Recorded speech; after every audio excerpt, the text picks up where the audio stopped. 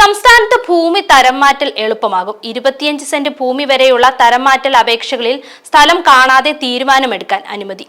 അപേക്ഷകരുടെ അദാലത്ത് നടത്തി സത്യവാങ്മൂലം വാങ്ങി അപ്പോൾ തന്നെ അനുമതി നൽകാം. പിന്നീടുള്ള പരിശോധനയിൽ അപേക്ഷ തെറ്റാണെന്ന് തെളിഞ്ഞാൽ അനുമതി റദ്ദാക്കാം. റവന്യൂ വകുപ്പ് തയ്യാറാക്കിയ പുതിയ മാർഗരേഖയിലാണ് ഈ നിർദ്ദേശം. ഭൂമി തരംമാറ്റലിനുള്ള 3 ലക്ഷം അപേക്ഷകളാണ് കെട്ടിക്കിടക്കുന്നത്.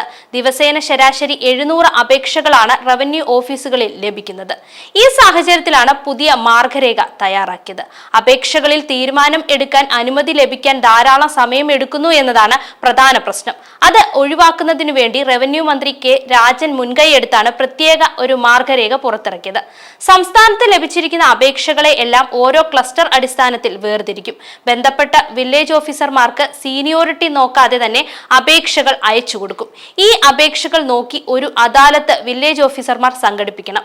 ആ അദാലത്തിൽ വെച്ച് ബന്ധപ്പെട്ട അപേക്ഷകളിൽ നിന്ന് ഒരു സത്യവാങ്മൂലം എഴുതി വാങ്ങി അപ്പോൾ തന്നെ ഭൂമി തരംമാറ്റലിന് അനുമതി നൽകാമെന്നതാണ് ഇപ്പോൾ പുറത്തിറക്കാൻ പോകുന്ന മാർഗരേഖയിലെ പ്രധാന നിർദ്ദേശം.